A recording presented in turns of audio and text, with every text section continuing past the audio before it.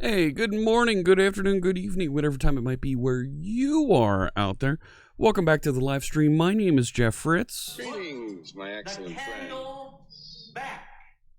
No, I'm not putting the candle back. So good to see you, everybody. Today is March 17th. Happy St. Patrick's Day. We're going to write a little bit of code today. How's it going there, chat room? We're a little bit earlier than normal. If you're tuning in and watching us on the recording, you can't see this, but it's earlier. The sun's barely up here. See, look, the light's still... that's a fake picture. See, this is a green screen behind me. It's really early. I've started a little bit early. It's 8 a.m. here in the East Coast. I normally start at 10 a.m. Started a couple hours early because we have MVP Summit, Microsoft MVP Summit this week. And I'm a moderator over there. I need to be doing that during the time that I would normally be broadcasting. So we started a little bit early so we can still get some code in, because it's important to me to write a little bit of code with you before I go and get started and I'm sitting in and moderating and handling conference sessions all day. Let me say hello to everybody here in the chat room. Look at it. It's bustling. It's already crowded over there. My goodness. Sad Moody, good to see you. Copper Beardy, Jean Valjean, Alka. Well, look at that. A handful of live coders here. Stelzy's here. Our friend Ellieface is here. Look at that right there. Good morning. How morning is it? It's really morning. It's so morning. The trash people haven't arrived yet to pick up the trash outside. Good morning, Art for the Apocalypse. Unhip coder. You haven't slept yet. Well, it is 3 hours earlier, and some folks can be night owls. That's okay. Welcome in. It's so good to see you. It's still dark. Okay, maybe it is out on the Pacific Coast. All right, and I know that at least when I'm out on the West Coast, when I wake up at 6 a.m., 5 a.m. to get things started when I'm out there, I've got a good 5 hours before anybody even considers getting to the office. Eagle Hansen, hello there, good to see me. Show up trying to lurk while not getting distracted.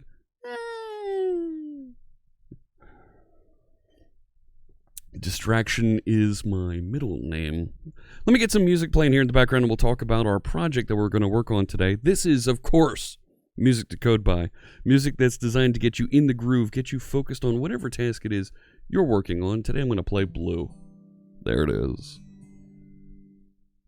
Such a great song. This music is designed to get you focused, get you in the groove, so that whatever task it is you're working on, you can just get it done. Be more productive. Check it out.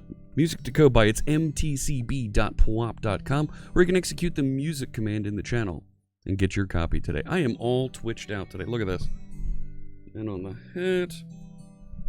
You won't believe how many questions I'm getting from folks out there saying, hey, I'm stuck at home. I'm working from home.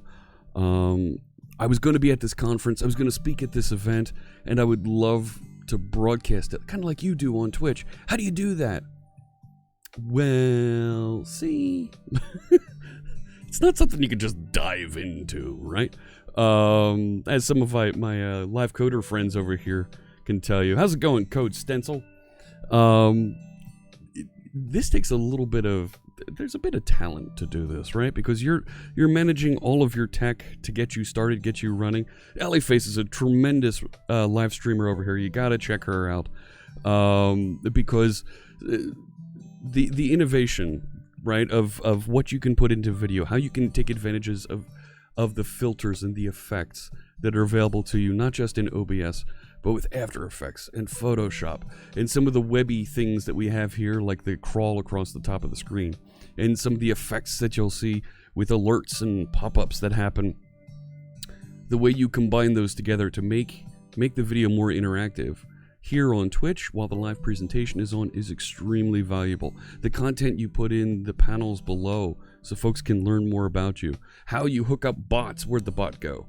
So that it answers questions for folks and gives them information so they can interact and get those quick pieces of information about what's going on.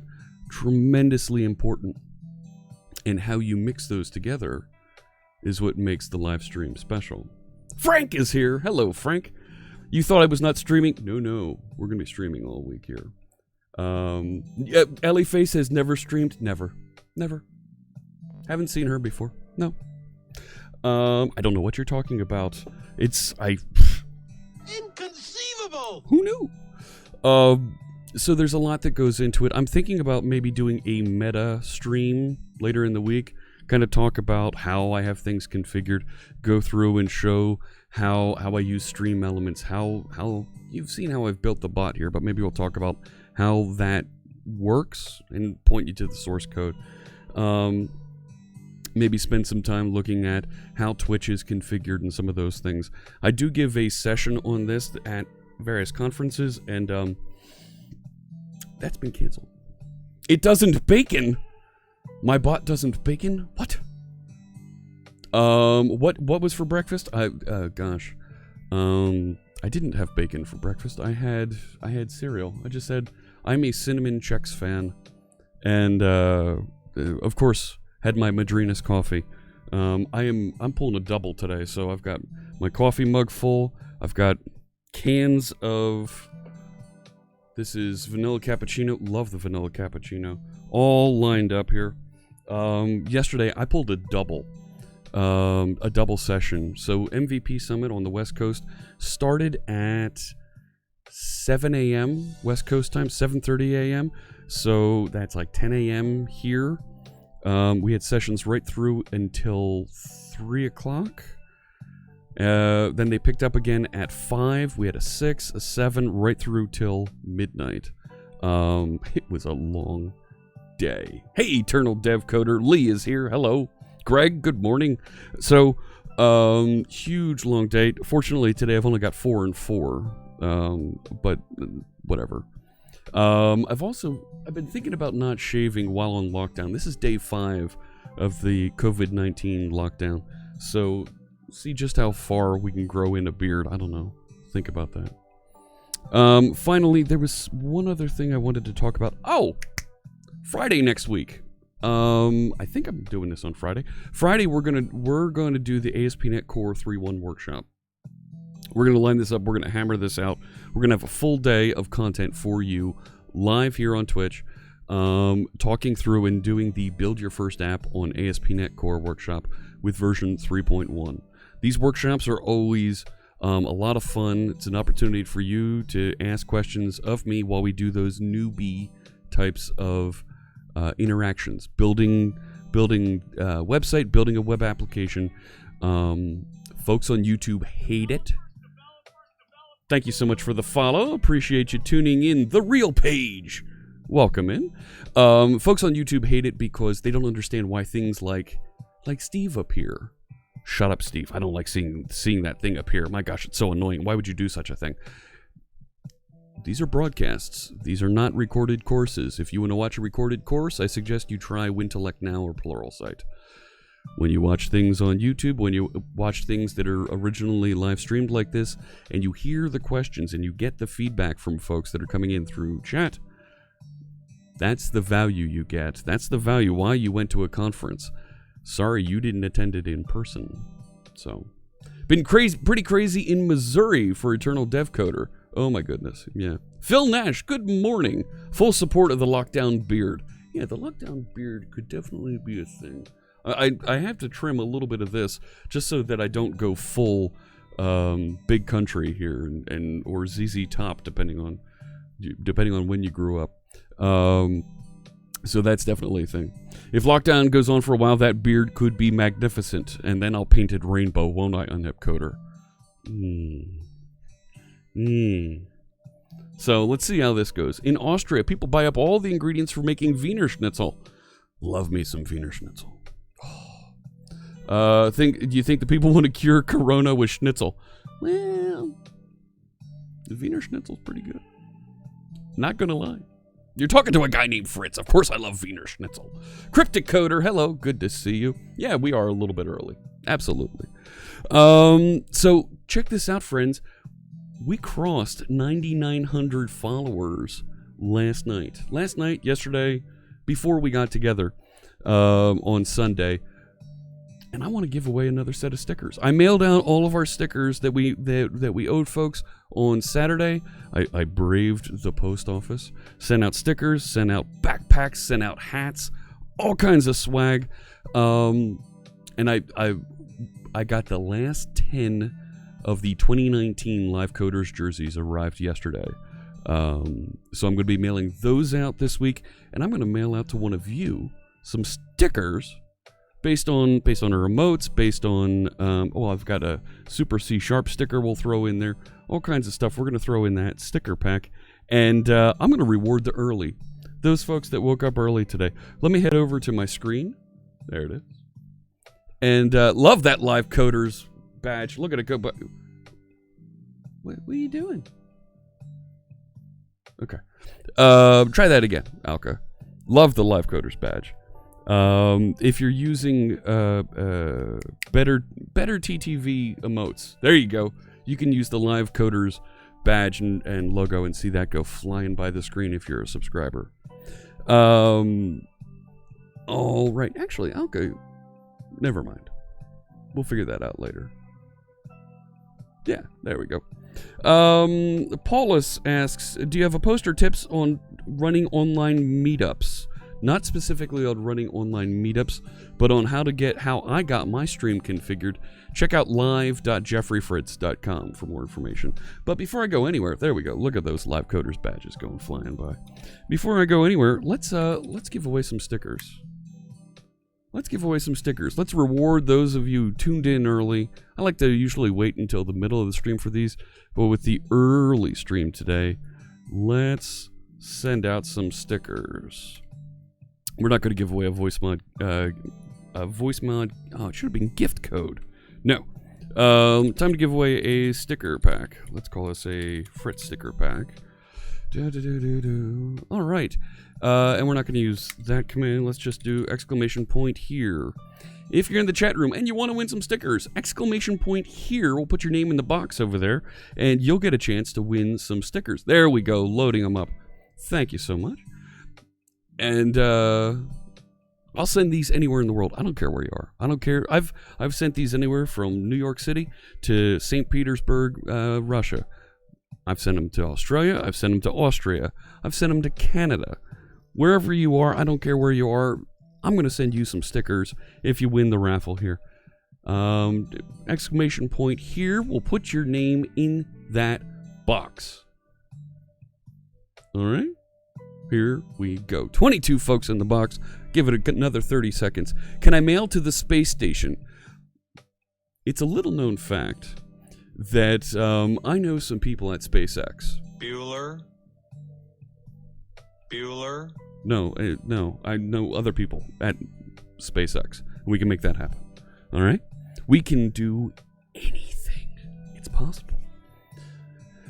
So let me see. What else is going on? No, that was not me. Hey, no, that was not me. Indy Beto is here. Is that Jan Lang? Hello, Lord Rowdy. Let me see. And it's okay that some of these folks like to lurk. That's not a problem. I appreciate that you like to tune in and listen.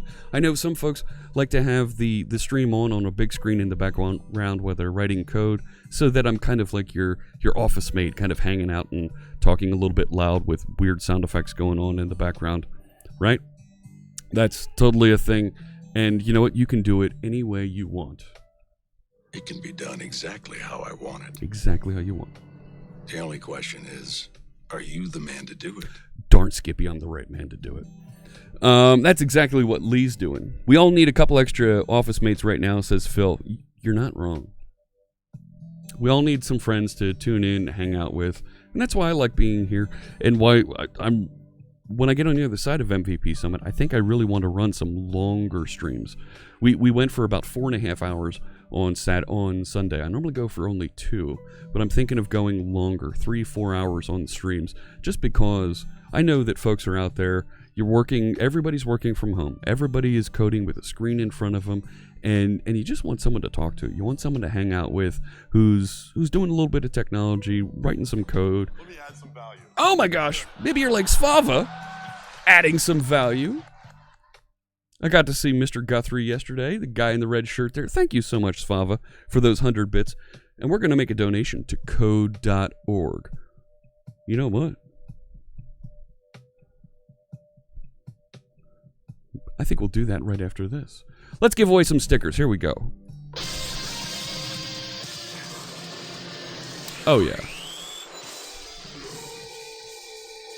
Here it comes. Round and round we go. Let's send some stickers out to somebody. And we sent out that we had a bunch of folks that received their Madrinas gift packs last week. Love sending out coffee to folks.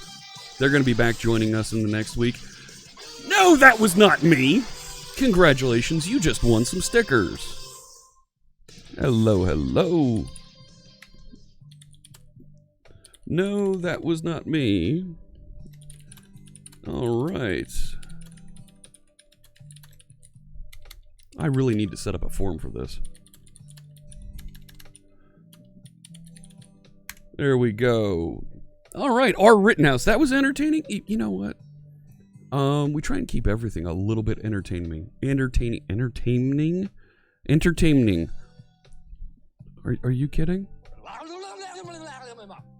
I'm trying to keep things all a little entertaining here on the stream. Want folks to have a good time, enjoy yourself, and let's do some fun together, right? I mentioned there with Svava's donation with her cheer that I donate all the cheers, all the subs throughout the quarter to code.org. And you know what? We haven't done that yet. Can we do that real quick here? Do you mind if I just take a second and if we show some love, show some support to our friends at code.org? You're going to be difficult on me, aren't you? Is that going to work? No. We might... This might be a little bit more difficult than I thought. No, not that one. Come on, we're gonna get this done here right now. You're kidding, right? I'm not this dense, friends. I promise. We're gonna connect to that.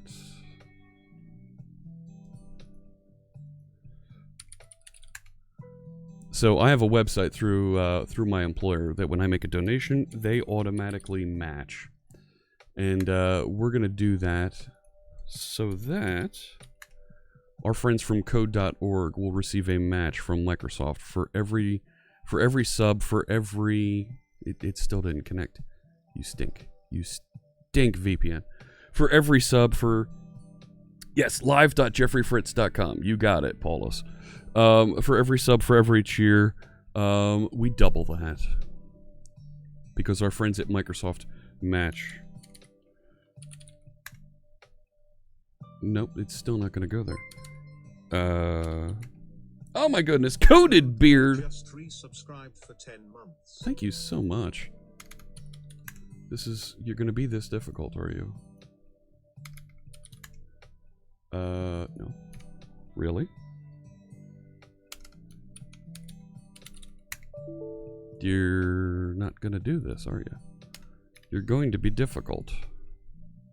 I see how this works. We gave out a wacky wax candle the other day. That was tremendous. Why isn't this working the way that I want it to?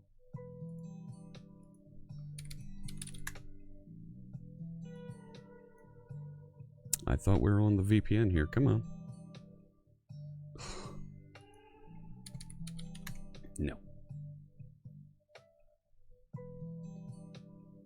Maybe I won't be able to do this today. No. Wow.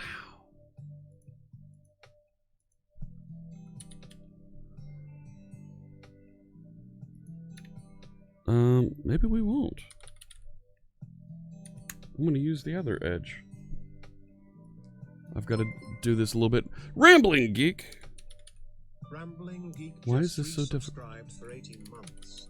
Thank you so much, my friend. I really appreciate 18 months of support. Dear Lord, wow, that's a year and a half. That's going to put you into, I believe it's a badge with an orange and white hat and a propeller. Thank you so much for all of that support. Veronica! Do you need to be a Microsoft employee to match donations? Microsoft matches donations from their employees. So that's kind of how I get that happening. Why isn't... Seriously?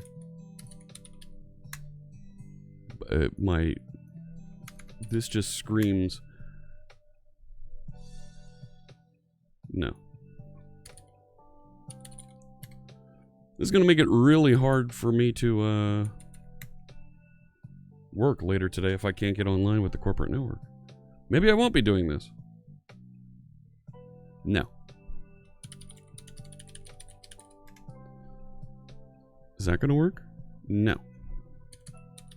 Sorry, I have to do this off screen just so that I don't accidentally show something that I shouldn't be. No.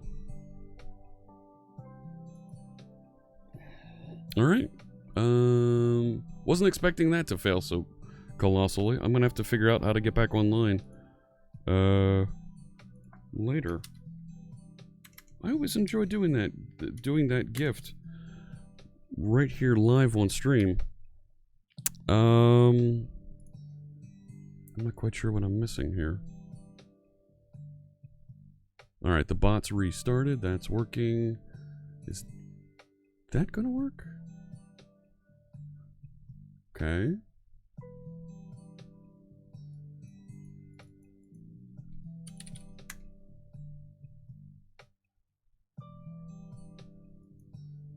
I think I've got this. Maybe I've got this.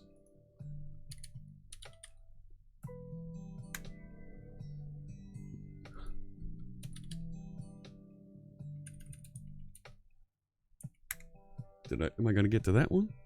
Oh. Here we go. I think I've got it. I think I've got it.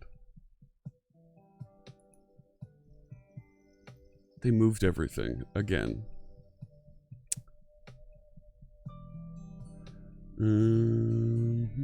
There it is. Yes. Oh my gosh, we're going to be able to do this. Here we go. This is the Microsoft Give portal. This is where we can make donations to folks right off the top, and Microsoft will match. My apologies. That was awful. Ugh. Ugh. So we donate. There we go. I'm going to search. And we're going to go find code.org. They are... No. No. What do you mean there's no good fit? What do you mean? Get rid of that location.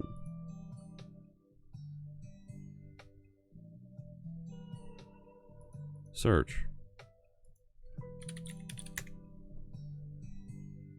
There it is. We're going to donate right now. Here we go. The number that we brought in was, it was something like 1,100 something over the last 2 months. I'm going to round it up to 1,200. And we're going to donate $1,200. right now. Yep, that's fine. We're going to pay with a credit card. Well, it's actually a debit card. Yes, I know that. Yes, submit donation, and it's going to ask me for the credit card. There we go. Pardon me, friends, while I key in my payment information so that we can send this over to the folks at code.org.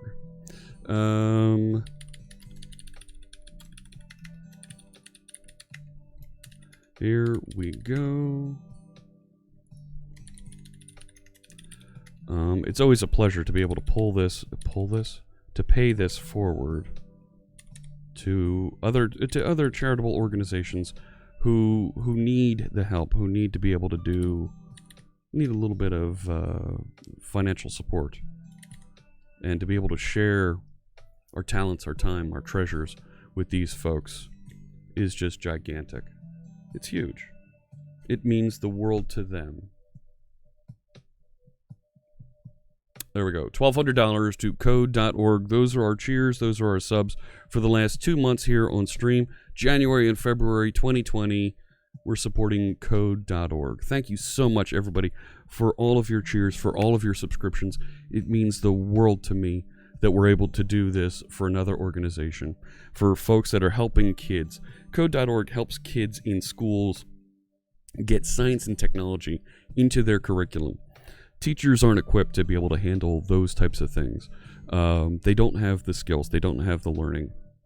Code.org is building curriculum using whether it's Minecraft, Scratch, JavaScript, all kinds of technologies. Get it into their hands so kids can learn and see that magic that so many of us experience as technologists.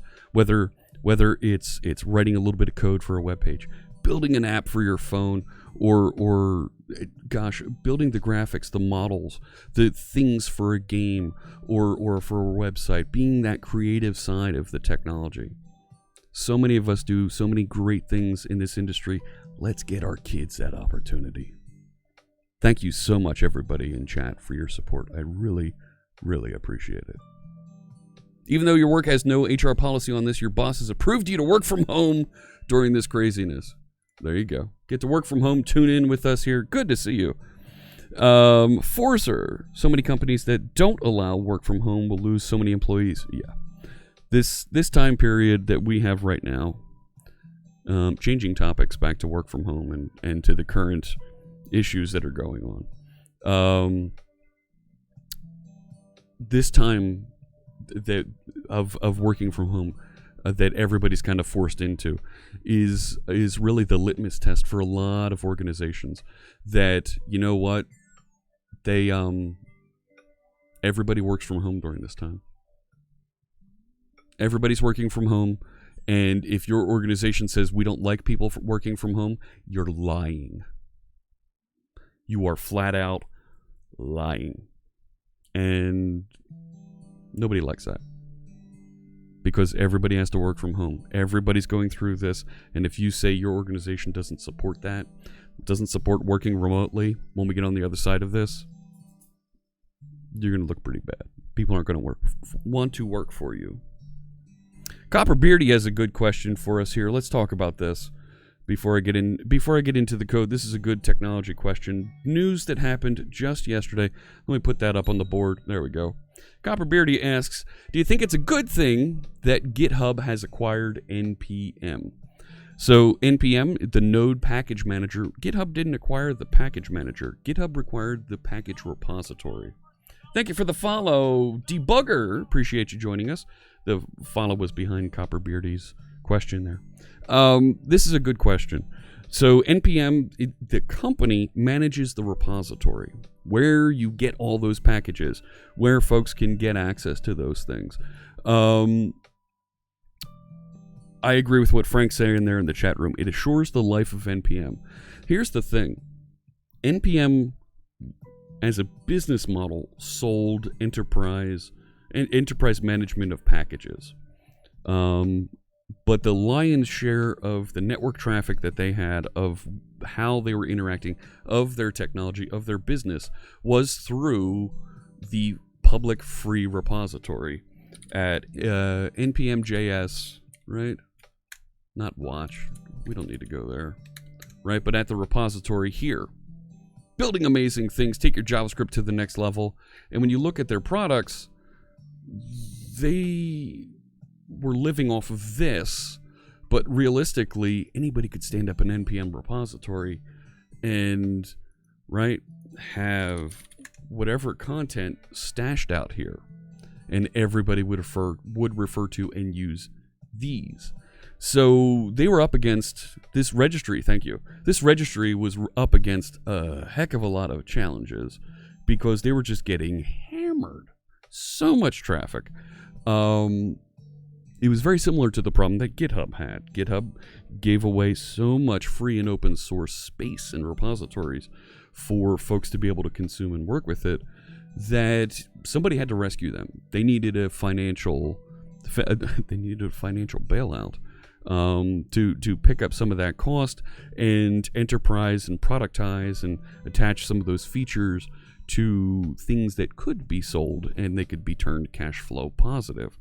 I don't know the specifics about NPM's financials, but based on how I know and what I've seen about how they run their repository, and as a former package manager, program manager, because I used to manage NuGet for .NET, I know the impact of managing this, and it's hard. There's a lot of work that goes into managing these things. So I think it was a good thing that NPM was acquired. Was it a good thing that they were acquired by GitHub?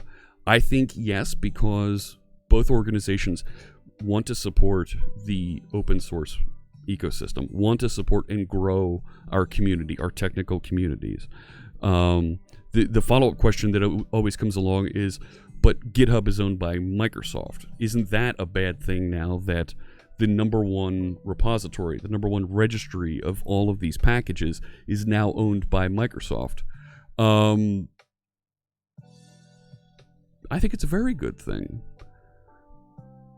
Google starts and shuts down more services in 2 years than you can shake a stick at. They're shutting down Google Hangouts in the middle of the pandemic. Everybody's working from home. What do you think folks are going to be using to talk to each other? It's not Google Hangouts because they shut that down. Why don't you turn it back on, Google? Instead, they're shifting people to another version that does the exact same thing but is a Slack clone. Nobody was saying there was bad things about Google Hangouts, but they shut it down. So, yes, they are shutting it down. Google Hangouts is being shut down. They're in the middle of shutting it down. And they've been shutting it down. G Suite customers are getting the boot. So if somebody like NPM was acquired by Google, do you really think if it wasn't profitable, it would last longer than a year? They shut these things down quick. If it was acquired by Yahoo, you saw what they did with Delicious. Shut down, pushed offline. So, taken somewhere else. D Trouble asks, why do I put a question mark in front of search?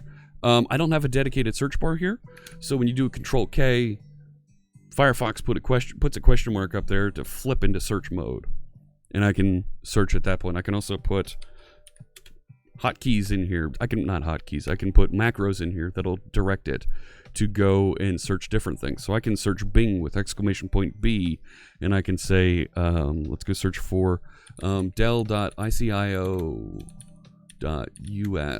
and it'll search Bing for Delicious. There you go. So, right, that's the search engine I use. I use DuckDuckGo is the name of the one that I use there. So, when you talk about GitHub and NPM working together, they both have a very strong commitment to the open source community, giving hundreds of millions of dollars of services away for free to grow our technical communities, to allow technologists to build and work with tools free and open source. Lot that's going on there. The fact that Microsoft is supporting it, Facebook, I'm not going to get into some of the ethical questions surrounding them right now. That's definitely its own problem. That's something that They built a very nice website. It's a tremendous website. React is a tremendous technology. There are so many ethical questions around Facebook. You'd have a real hard time justifying that. Oracle, I don't think acquires anything that they can't charge less than $1 million for. Oracle, the way they've come around on Java and how they interact with their Java development community, I think is a terrible thing. GraphQL is another nice technology, certainly. But the fact is, they're not development companies. They're not building developer tools. They're not delivering things where they focus on developer tools and they know how developers work, and they're going to make you more productive. Look at the things that GitHub has released since they've been acquired by Microsoft. GitHub Actions, tremendous. GitHub sponsorships, tremendous. Our community, our technical and open source community, is significantly better for the GitHub acquisition. Nat Friedman is doing a tremendous job over there. You can quote me on that. I was speaking with Nat on Sunday night. MBB! Just gifted 5 subs. Thank you so much for those 5 gift subs. We're going to make 5 more donations to code.org, just like we did 10 minutes ago. Canhorn, Cryptocoder, Morzell, Surly Dev, and Clark IO. Congratulations. You just got a gift subscription from our friend, the Moist Booty Boy. Thank you so much. Very much appreciate that. So GitHub has been a tremendous steward. This can only mean better things for NPM. And when we come back and we talk about the NPM acquisition in March 2021, I think you're going to be looking back and saying, wow, there's some really cool things that we can do now with NPM. I think it's stuff that I think we're going to reflect on and be very, very happy with. MBB says, talks like these are really interesting. Would I ever consider having more of a QA session like this for a Saturday stream or something along those lines? MBB, so here's the thing. Here you go. Ready? And I think I can say this. I'm working with our friend Ellieface here in the chat room. We're going to take some of the questions like that, pull them together, and make some more focused YouTube videos out there so that folks can see a little bit of these discussions. If there was enough Q&A queued up, if there was enough questions queued up ahead of time, I would certainly come through and do more of this type of question and answer discussion. Definitely something that I would I would welcome. I would be happy to do. I've got ideas for a couple other modes of discussion, modes of running the show here. We tried doing the live book reading. I really want to get back and do that again. I know there's some quiet folks that are lurking there in the background that really like to listen to my voice. Who knew? I want to get back and do some more of that. We've talked about doing a original Netflix content show and talk about some of the cool things that are going on Netflix. There's a bunch of friends out there that we're talking about, hey, let's do something where we talk about the cool things that are on Netflix, almost like a book club, except instead of talking about books, talking about things that we binge watch on Netflix. I think there's something really cool to learn there. Let me queue up. I see a couple other questions here that I want to make sure I call out. Veronica Geek has a really good question there. Let me make sure I queue that up. D-Trouble does .NET Core, React, Redux, and TypeScript. Very cool. That's awesome. Here we go. I want to queue up here Phil's question. Come on now. Let's come back to Phil's question about NPM. Our commitment to the community is to keep the NPM registry free for open source development for the foreseeable future. The foreseeable future is not forever. Could that spell trouble? No. You're reading something that isn't there. They're certainly saying that as long as this, if you look at how GitHub has operated, if you look at how Nat has run GitHub, they've said we're going to make these things available for the foreseeable future. For as long as we can, we're going to make this available. If you're reading into this and thinking that they're going to start charging fees for this next week, you're wrong. You're dead wrong. Because that loses the complete value of why they acquired NPM. They've already got their own for-pay registry. Why would they want to start charging?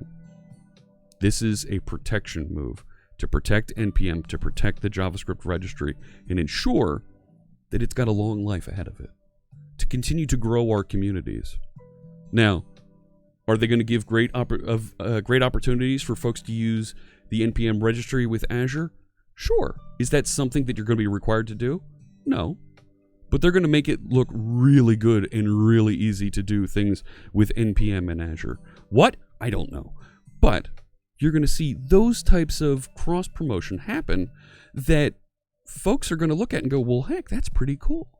That makes sense. Those are things that are going to make my development life better. So, Eagle Hansen says, forget all the arguments about other companies shutting down products left and right. Microsoft is not innocent in that regard. True, Microsoft has shut down products. But the MO with Microsoft continues to be long-term support. Folks that are saying, I didn't say JavaScript. How's it going, Janescu? Folks complain, oh yeah, see, Visual Basic, it's been shut down. It's been killed off. No, it's done. And it's going to continue to be included and delivered as a language that you can use going forward. Things that are done, things that are not getting development, things that people do consider dead, like Silverlight. No development, but it was given an end of life. That end of life still hasn't happened. You can still deliver, deploy, and get support for Silverlight for the next year. Silverlight! Nobody uses Silverlight, but you can still use it. You can still develop and work with it for the next year. End of life for Silverlight support is 2021. No improvements on VB6. That hit end of life some time ago, Coding Bandit. Good to see you. Coding Bandit's another member of the Live Coders team. So good to see you. MBB, this is a question that I hear a lot. Let me cue this up. Asks, oh my goodness, Chris Jones, thank you for the resub. Chris Jones just resubscribed for 19 months. Bald hype C# hype bot. Thank you so much for the resub, Chris. We'll make another donation to code.org, just like we did about 15-20 minutes ago. This question from MBB is Microsoft still offering a free upgrade from Windows 7, 8, 8.1 to Windows 10? Is that still available? No. Sorry. That was available for, what, like a year or two? If you didn't take it, you didn't get it. Microsoft is no longer offering that free upgrade. Sorry. It was a free upgrade back in the day, and there were folks that said, I don't need this, I don't want this, Windows 7 works just fine. Okay.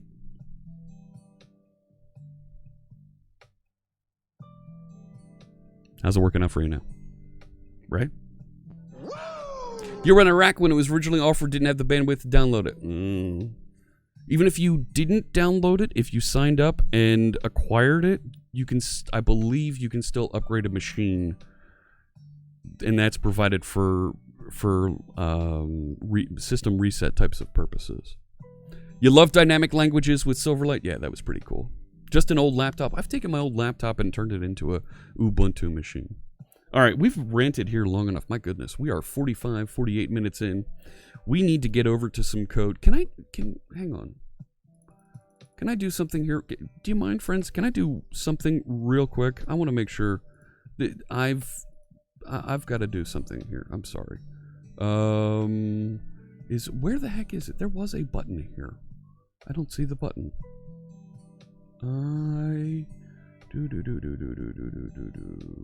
Nope, I don't see it. Oh, I'm not running an ad. That's not what I'm doing. I'm totally not running an ad. I promise I'm not running an ad. It's not it. I'm not running an ad. Phil, thank you so much for the follow. Very much appreciate the follow there, helping us get to our 10,000 followers. When we get to 10,000 followers, we are going to have a 12-hour festival. And we'll have a lot of folks join us, and we will have a tremendous 12-hour stream here. I don't see it. I don't see the button here. I'm gonna have to do this the old-fashioned way. I thought there was a button. Yeah, check out that progress. Look at that, 99.15. We are less than 85 from ticking that over. let me see. I hate that I have to do this and go over here. There we go. Do this thing. Do this right here. Yeah, no. No, that's not it. 1 second here. This. Take care of this. Because they've been helping me out, I need to make sure that we take care of this real quick. Today. There it goes. There we go. She's helping us out. Want to make sure that she's got the emotes and all the good stuff here on stream. All right, moving on. Let's write some code. So, we started wiring this up the other day. We've got buttons that we've brought over to Blazor that trigger JavaScript interactions. This is something that you could do with ASP.NET Web Forms. We want folks to be able to continue to do when they get into Blazor. And that's the focus of the project we've been working on here on stream. Those of you who are MVPs, those of you who are at the MVP Summit, you heard our friend Scott Hunter. The announcement, the blog post went out yesterday about .NET 5. Scott talked a bit about .NET 5 during MVP Summit. I can share that, of course. The head of .NET talked about .NET 5 during MVP Summit. That's not a secret. You don't have to be a wizard to figure that out. Know what I mean? Wait, let me explain something to you. Of course, the guy who runs .NET is going to talk about .NET. So, Janescu doesn't care about .NET 5. You will. Trust me. But Scott brought up, and he actually talked about the project we've been working on together with friends like Eagle here on stream. That's not the right repository. These are the Blazor Web Forms components.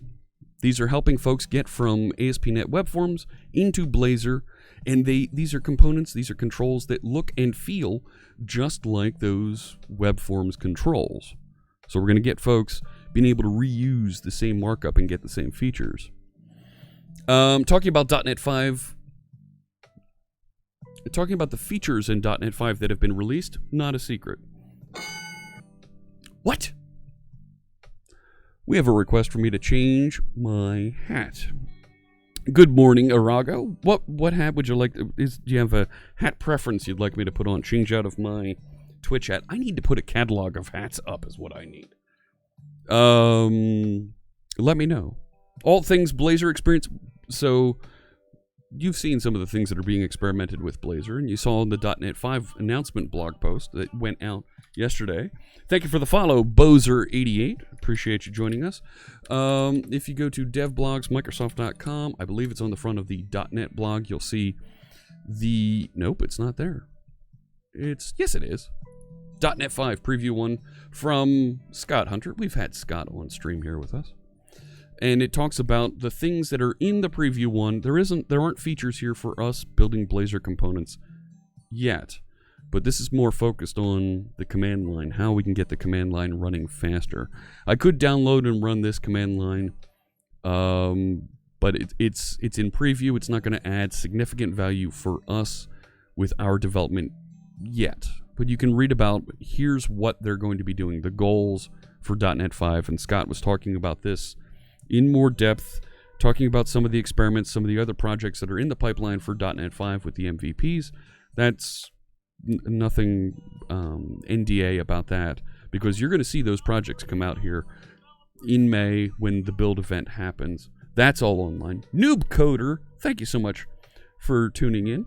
Just take a random one. You don't know the hats? Yeah, I'm sorry. I do need to put together a catalog. I'll grab a hat here in just a second. So, but Scott was talking about this, and folks were asking, well, how do I migrate? And he actually pointed folks during the MVP Summit to our project. That was pretty cool. Thank you, Scott, for throwing a little support our way. Really appreciate that. Pirate, suggests Coding Bandit. You really want me to put on the pirate hat? Oh, all of the Scots. Look at that. There should have been a timeout between those, but it hit that quickly. Thank you so much for the Scott commands there. Yes. We want to put on... Illegal in 9 countries. It is not illegal in 9 countries. We can wear the pirate hat. Do you want...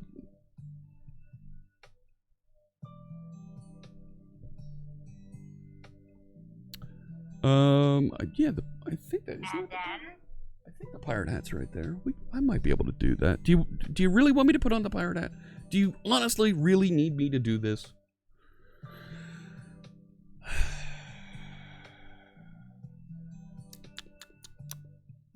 I can't do the pirate hat because I can't put the headset on over it, so we're not going to do that one. I know what I'm going to do. I'm going to put on... Let me grab this hat right here.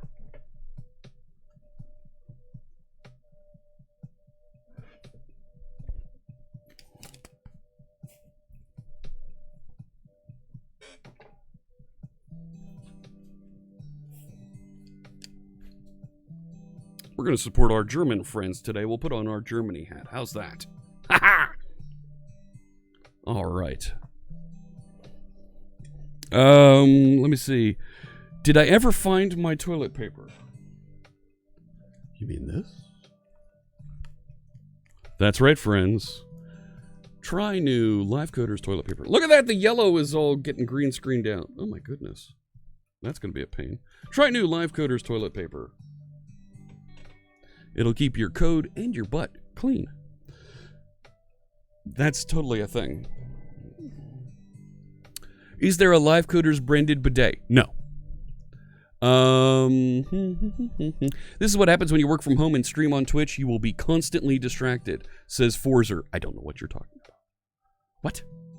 Let me see. Can I tune the filters there and maybe get that chroma key? Get that yellow cleaned up just a bit. There we go. Can still see through it. See if I can tune that back just a little bit more.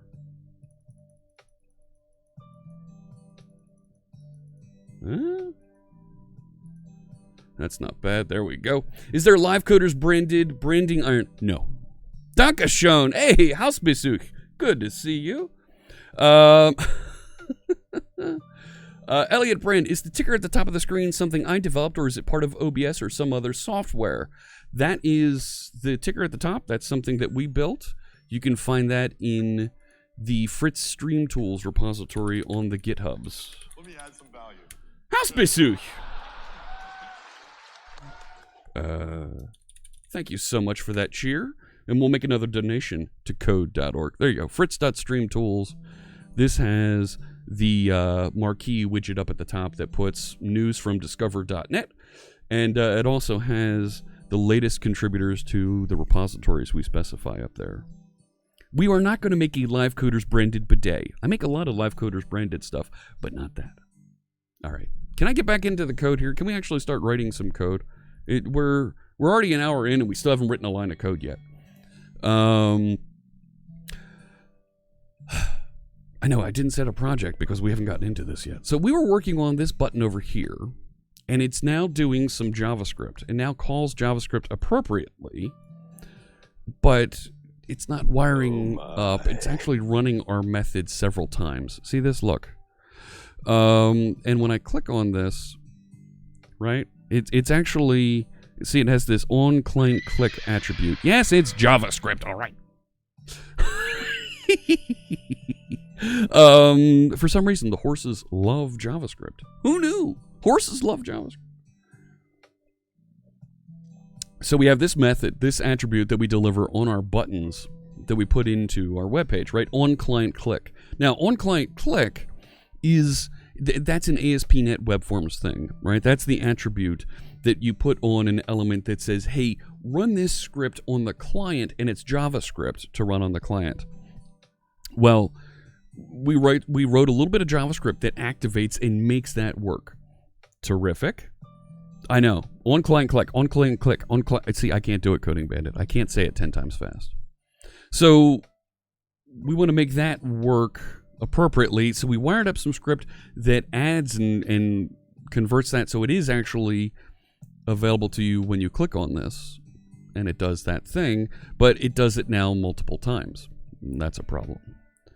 So how do we fix that? How do we make this work better?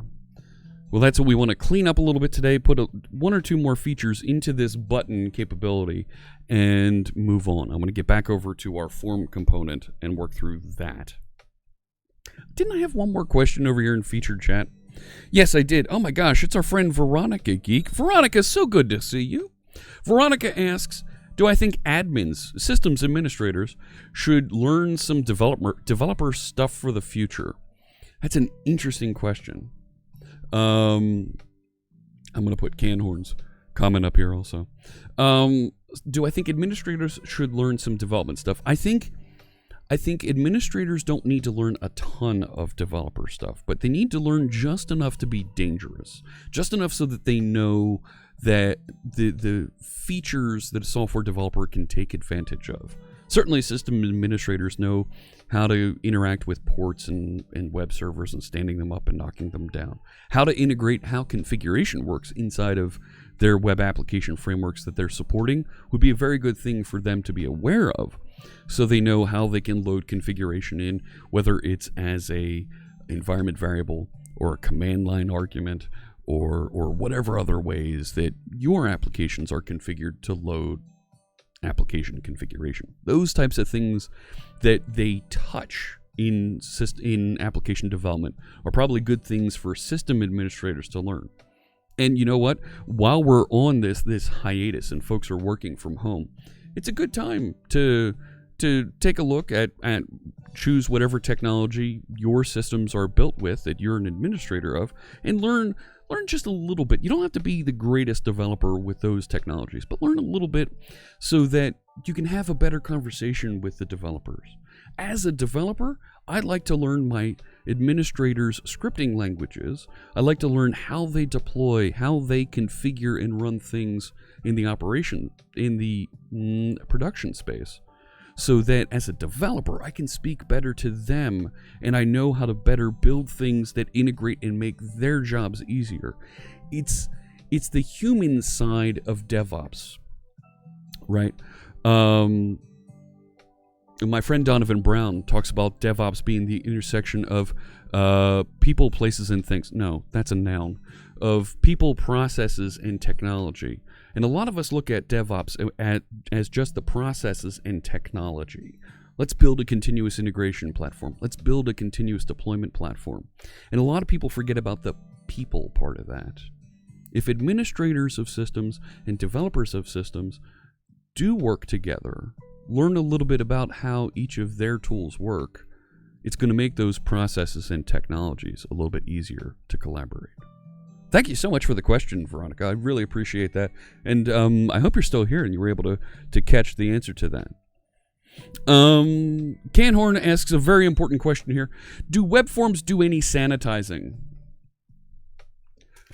Try new Live Coder's toilet paper. It'll sanitize your code and your butt. Can we clip that? Can somebody clip that? Can we make that a thing? That's totally a thing. No, they don't do any kind of sanitizing. Sanitizing, I'm assuming you're referring to cleaning up the state of the page behind them. The way they clean it, WebForms cleans up the page, is it forces you to reload the page, so the browser gets a fresh memory, fresh HTML delivered, just like Mama used to. Look at the Live Coders bits there. Thank you, Frank. CLW is here. What'd you do? He built a system with Twilio so folks can send messages. Good to see you, my friend. That's Corey Hurricane Schwartz. That's a different guy. I'm so sorry. So good to see you, Corey Hurricane Weathers. And thank you for tuning in. Always sanitize user input. Yes, Forzer. Absolutely. Sanitizing user input, zero cost abstraction. Web forms didn't, and they started adding those features on, so it was something you had to be aware of. Blazor sanitizes user input from the get-go. It will help you, especially when you output data, it'll sanitize. It'll automatically HTML encode the content you write into the browser. But web forms would not do that for you automatically. You had to use special commands, special formatting for it to do that. But sanitizing the user input coming in there were validators and things that you could use to help sanitize. So, sanitizing user input avoids the appearance of Robert tables. You mean Robertables. That's a zero cost abstraction. Thank you so much for the follow. I appreciate you joining us. And it's been great already seeing you in the chat room. Thank you so much. If you're out there, you want to follow, you want to get notifications about when we go live, including our big ASP.NET Core 3.1 workshop we're going to run next Friday. Click that follow button. You're going to help us reach our 12-hour party goal here at 10,000 followers. It's completely free to click that follow button. It's the heart just above my head here on Twitch. If you're on YouTube, you missed the party. We're over here on Twitch. But if you're on YouTube, click the bell just above me. Mash that subscriber button. It's completely free to do on YouTube, just like a follow here on Twitch. And you'll be notified when new videos are available. But then get over to Twitch and click the follow button over here on Twitch because you're missing all the fun. Oh, goody. Our friend Coding Bandit has a clip for us. Is that the... Yeah, try new Live Coders toilet paper. I need to make a commercial. I need to make like an old school radio commercial about that. That would be a lot of fun. Caparino has a question for us. I really want to get into the code here, but I'm enjoying some of these good questions that we have here. But before I get to that, Musical Bookworm says, learning to program can save a sysadmin a ton of time. That's how they became a programmer. Automated as many sysadmin responsibilities as possible until eventually got a developer job. You're not wrong, Musical Bookworm.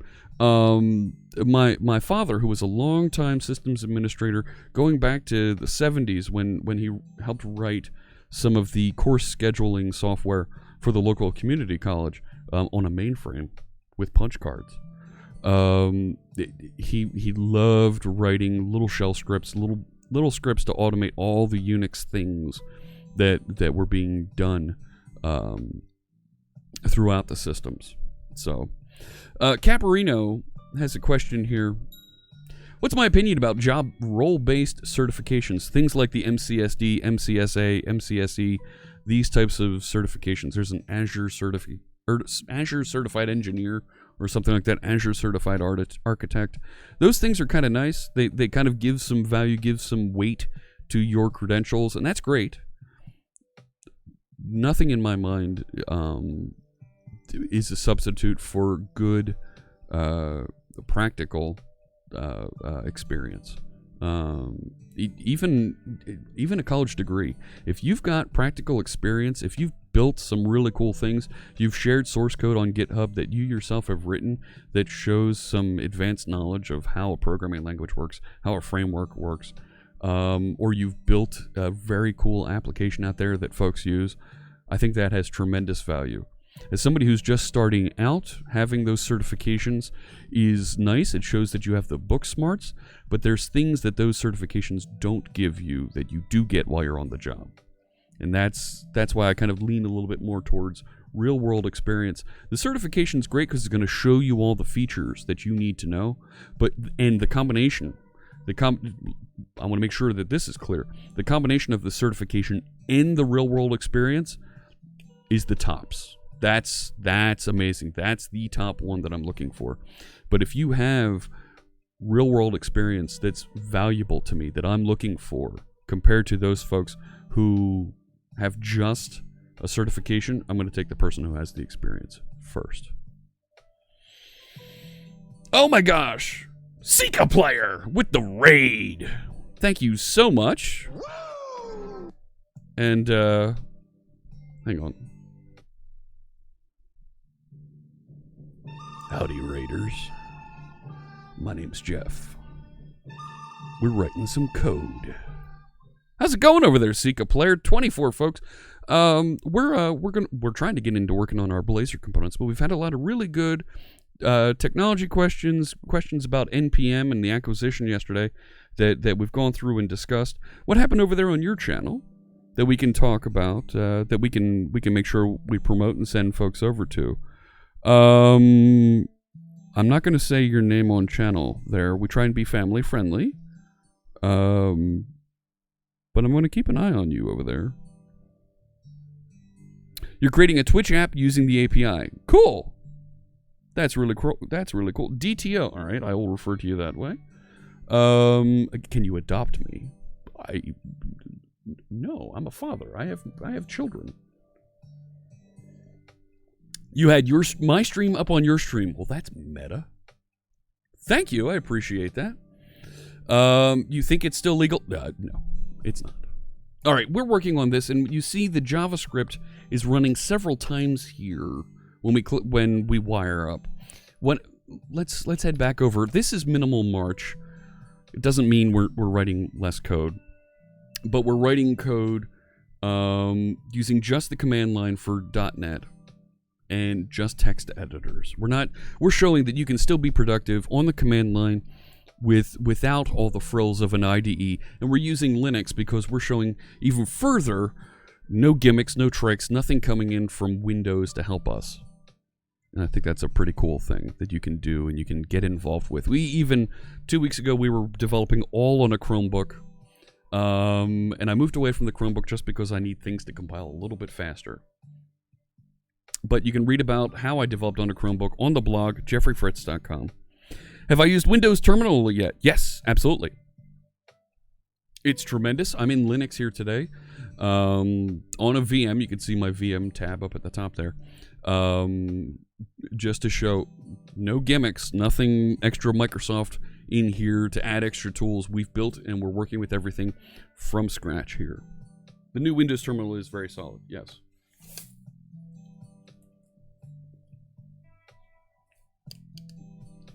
All right, get those gunner glasses on here. Could I use my main machine for compiling from the Chromebook? Maybe? Be a little confusing to set up. TBD Gamer! Top Game just resubscribed for 9 months. Thank you so much for those 9 months. So good to see you. And I appreciate that. One of our founder subscribers here. And TBD Gamer is also a member of the Live Coders. Sure, you could push data back and forth to another machine to do the compile. But I don't. If there was a tool that was already set up for me to do that, great. And they're doing a bit of that with Visual Studio Online, with some of those tools that are being built by my colleagues. But it's not something that I would want to set up and run based on scripts and things. I would really prefer if that was built for me, so I don't have to go through all that process of setting it up. It can be done. I don't want to do it. So let me work on popping this open here. Thank you for the follow. Is that Giovanni? Welcome. You could probably get it easy. Yeah, you probably could. It's going to be a little bit weird to push code back and forth to another server. Could be done. Could be done. So thank you for the follow, Trust Serpico. Welcome in. You've enjoyed using remote VS Code? Yeah, that's pretty cool stuff. All right, let's take a look at why our button is running multiple times here. So this is inside of our BlazorWebFormsComponents project. Button Razor CS. I think it's going to be CS. There we go. Or maybe I'm wrong. And I hate seeing those control M's on the end. Caret M's. Those line endings. Oh, I don't like that at all. Don't like it one bit. Ugh. Ugh. All right, let me open. Let's see. Let's go to Button Razor CS. Is this the one that I? Oh, that's where I am. My bad. Over here. Oh. Wait a sec. Didn't I? No. I'm completely forgetting where we were working on this. Base web forms component. Let me see.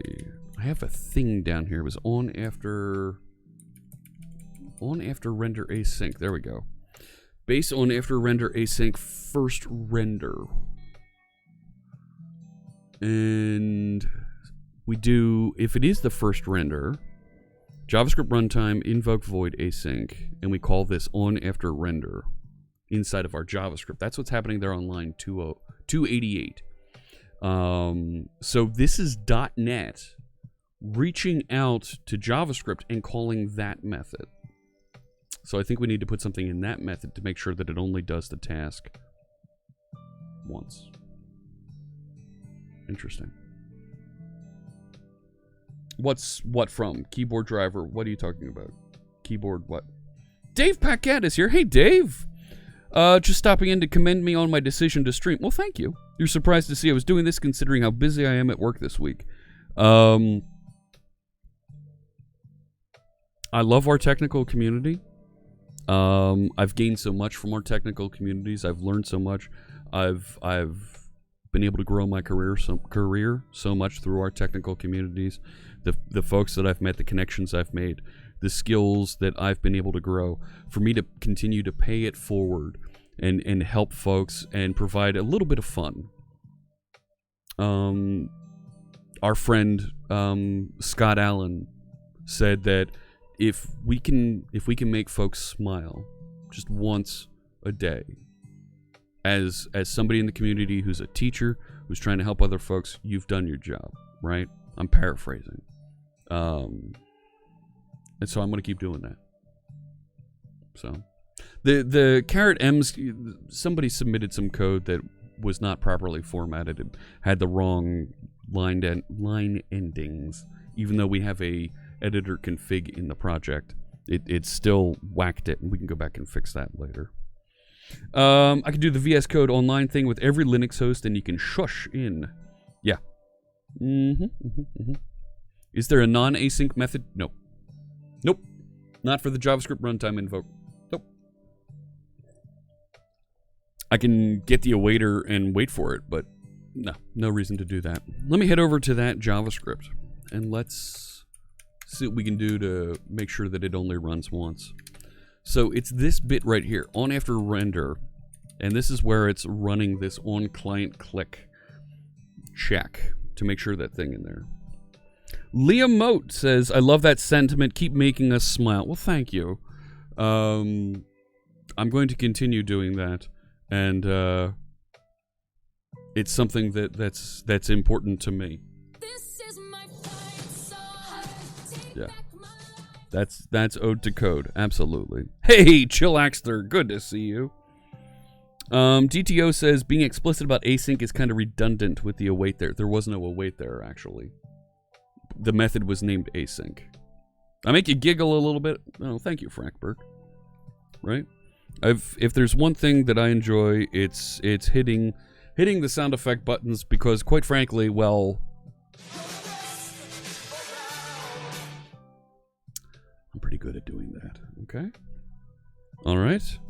I found moose and squirrel. No squirrel. Where is moose? Squirrel isn't here either. I need to turn up the gain on those Natasha clips. All right, let's get in here. I want to spend some time. Take it one step at a time. Yes. Identify the problem. We did. Fix it. We're going to. Let's do this. Part of me thinks that, right, I look at this and I think of the single responsibility principle when I'm writing code. And I've got too many lines here that for this on after render function should be off in its own function available later. So what I'd like to do is I'm going to move this on client click here. Move that somewhere else so that we can, because what's happening here between lines 19 and 23 to activate that on client click feature, it quite frankly is probably better suited somewhere else as another function. So let's add a function down here. Right, do I do it like this? Yeah. Let's call this client click form. Let's call this format client click. Right, something like that. And this is going to be a JavaScript function. Right, and we'll put that content there and get rid of it from up here. I forget how to do the delete, but boom, gone. And let's insert in here a call to format client click. Okay. So now that should only call, well, that should reach down and call that bit, right? So, did I save that? Save that. right? And it should still work. It should still do the same thing there or not. Missing a parenthesis. Where did I put it? Rats. Got an extra one of those.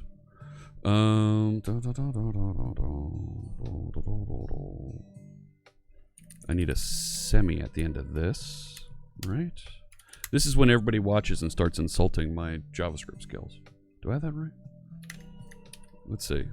Still an unexpected semi on line 34. Parenthesis. Do I have an extra? That's the end of page. Right? So that should have a semi. Format client click. That matches. Oh, I'm missing one right there. There we go. All right. No horse. That's right. No horses.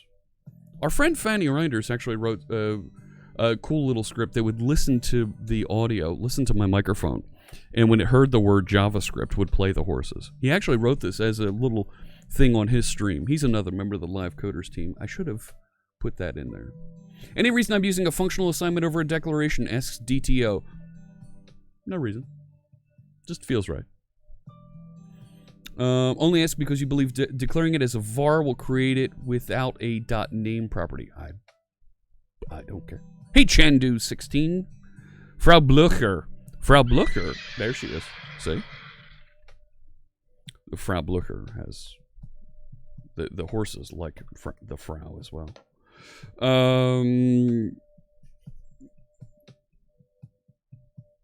They complain about it in the style guide. I'm going to deny that only because we try and keep things family friendly and non-offensive. Good morning, Org Brad. Good to see you.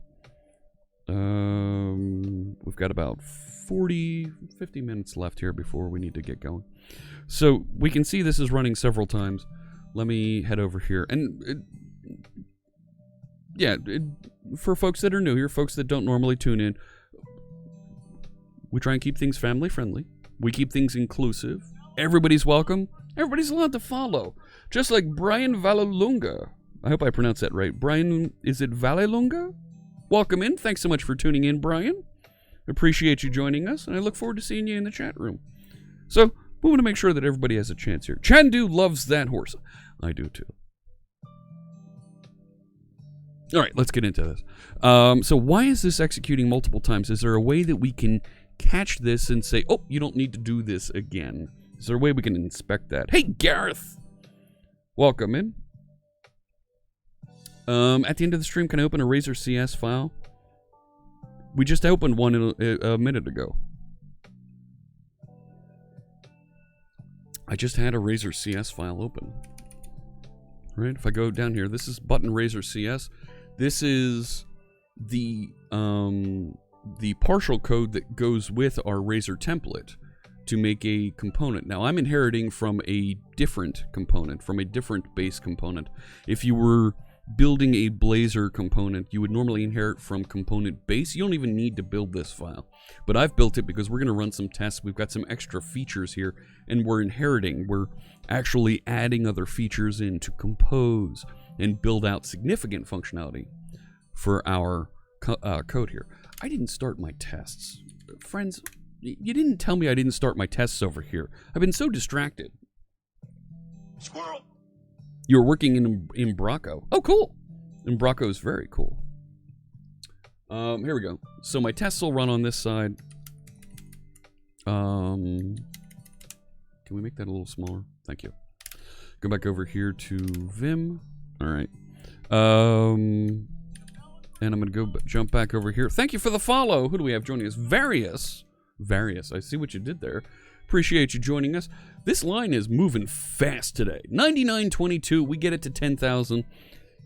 Can we give away something else cool at 10,000? Can we give away something cool? What can we give away cool? I'm sure I have something cool we can give away. We'll give something. You know what? We'll give stuff away during the 12-hour event. That's what we'll do. But we'll schedule a 12-hour stream chance for everybody to tune in. It'll be 10 a.m. to 10 p.m. Eastern Time. It's going to be a tremendous event when this gets to 10,000. What was my answer? So you get... What? Convoy. Yeah. John Doe asks, in a JavaScript interview, I've been asked a question which I answered wrong, but... What is the original purpose of the following code? Console.log 1 and n2 console log true plus 1. Oh, dear Lord. Please, anybody who's asking you those types of questions to evaluate, with in your mind right there, they're a little full of themselves. That's why we have compilers. That's why we have text editors. Take your time. Use the tools that are given to you. I don't need to keep that stuff in my head. Ancient Coder! Good to see you, my friend. We were waiting for you to join with... Anticipation. Ah, yeah.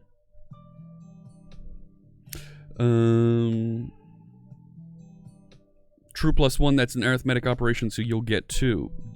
Yes, okay. That's a neat little brain teaser, but I'm not going to lose sleep over it. So why is this running multiple times here? Can we figure this out? Why is that? So, or is there a way that we can check and see if there is an on-click wired up? Right?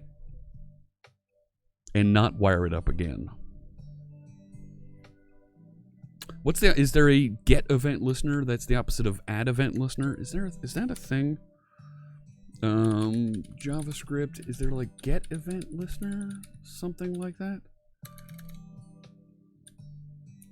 Can we take a look and see what those, how to find the event listeners on the DOM node? Yes. Something we can, right, so when you say add event listener, is there a way to, you need to inspect what's happening on the page. Shut up. Depends on how events are attached for, so if it's an on click, if you have add event listener, attach event. Yeah, okay. Fine. What is this person doing? I don't even know what you're writing here, Crescent Fresh. Because...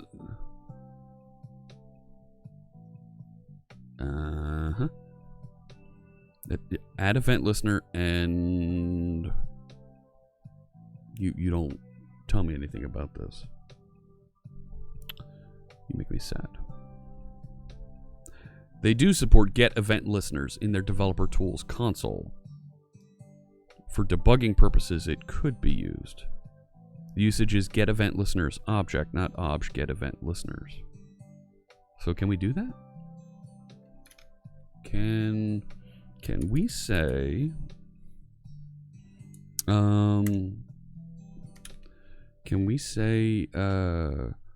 console.log get event listeners element? What do we get with that? When that... Hey!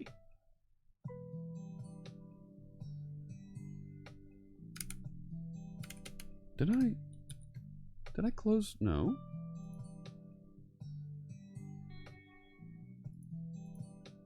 Where did it go?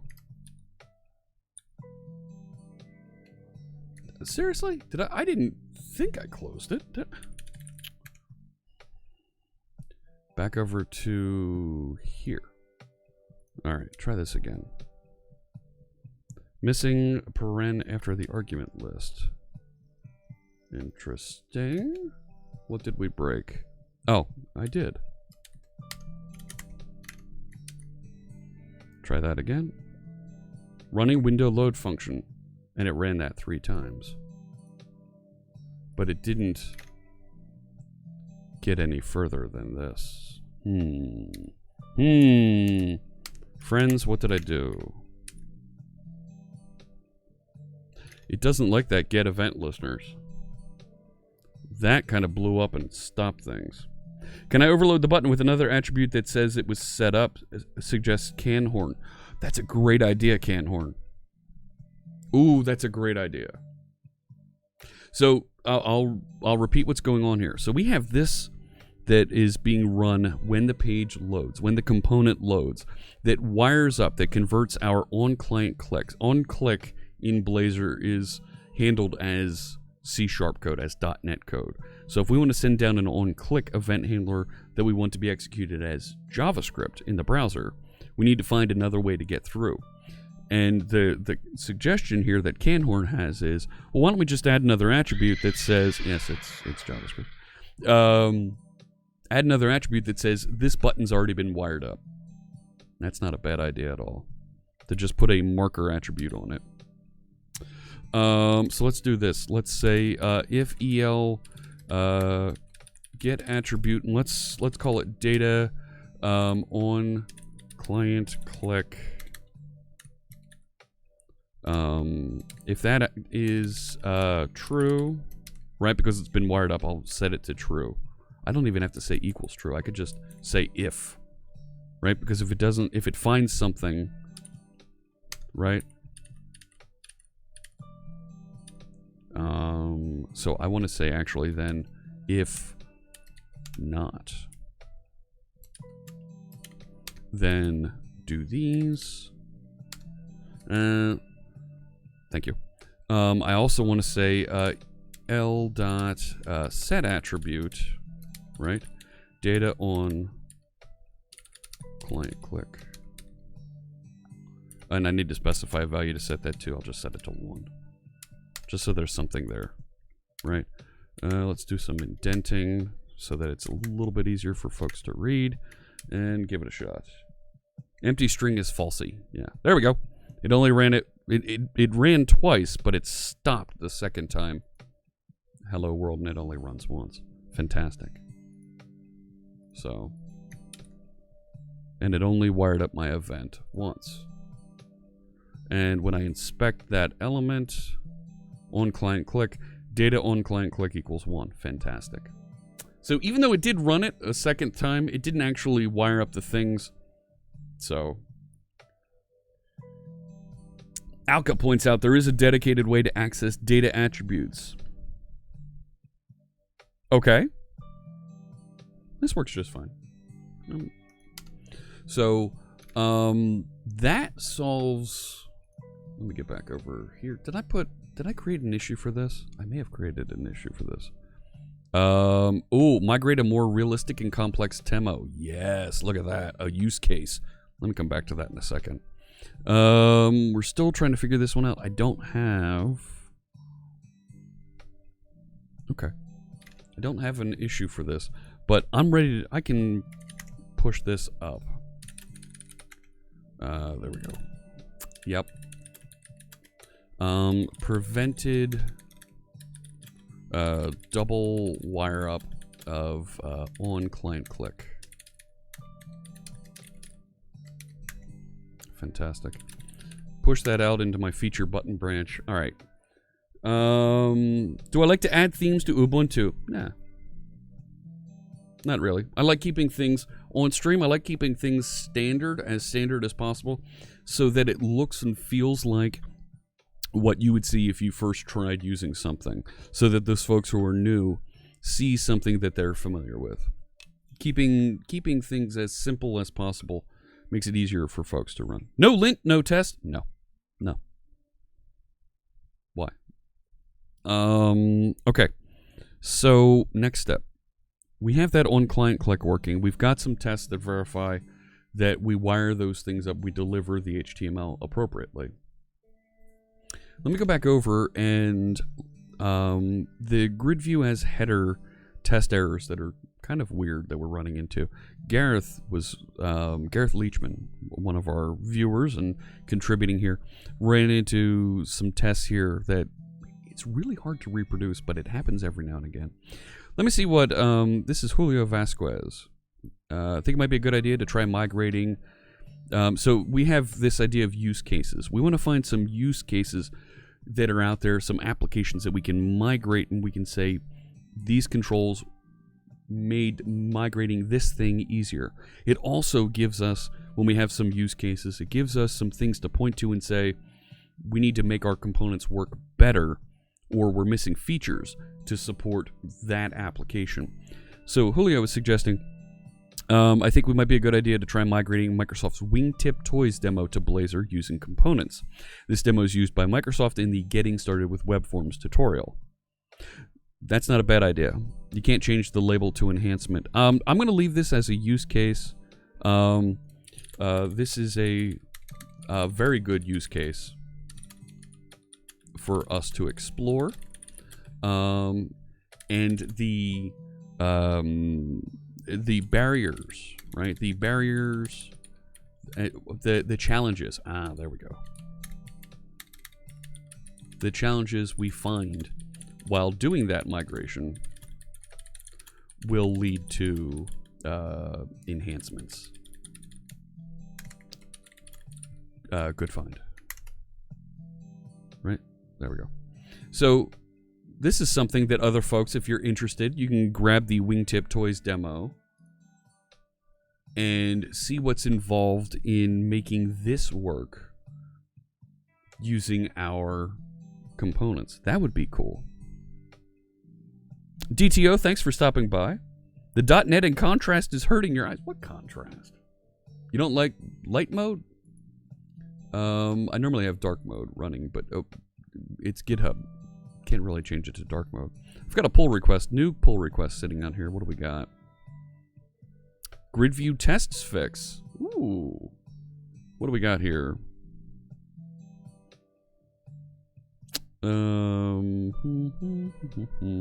So 4 files changed. Let's see. Find all on that. I think we need to remove the exploration of what the table headers are. But doing these... Okay, the data bound fields... Oh, wait. Auto-generate... No, we do need to look at those. Okay. Empty data text... What did we change? This looks like a carriage return issue here. And exploring what's inside of these. I'm not going to merge this just yet, but it's cool to see another pull request here. Thank you. If you can work through this trauma. Oh no. Gonna write some Rust. Have a good one. I'm not using a database, Chandu.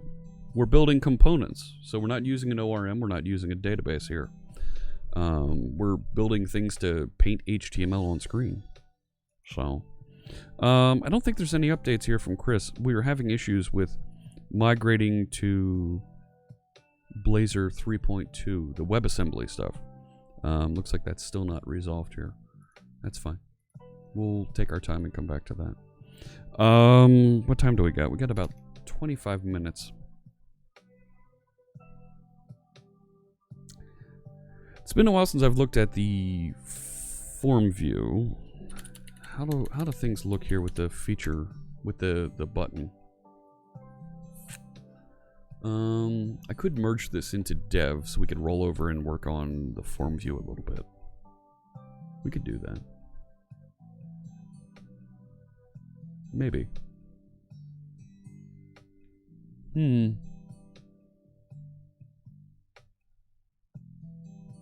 Let's do... Yeah, let me add...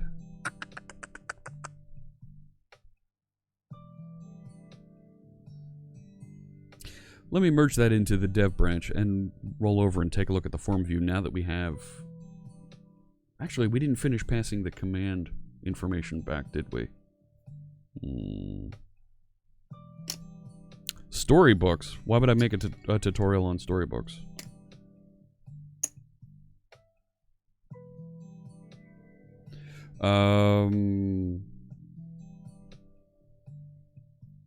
It's not... Storybooks just isn't in my wheelhouse. Let me see. Think. What do we want to do here? Because I need to get that command argument to bubble up. There's an integration point there. Yeah, React View. React Viewers. Here's the problem. Here's the challenge I have with React and Vue. JavaScript frameworks go out of vogue in about a year. Time's almost up on those two. And this is a well documented cycle. And when JavaScript frameworks go out of vogue, when they're not popular, when they're not the cool thing, nobody programs with them. You can't get support for them, and that becomes a real challenge. Ask anybody for an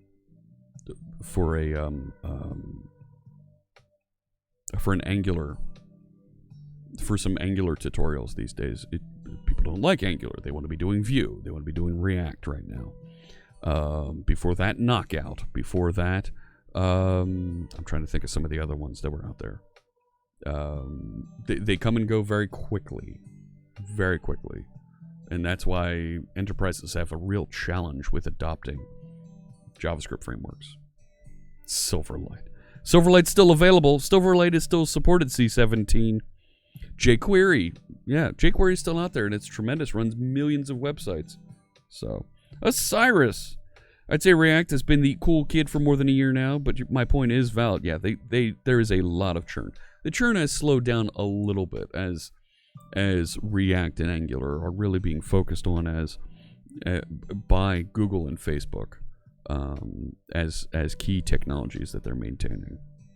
But Angular does change quickly. Angular changes once a year is the pace that we've seen, right? Angular 8 is out now. They're working on Angular 9. Do I have that right? Or is it they finished 9 and they're on 10? I forget. But it does...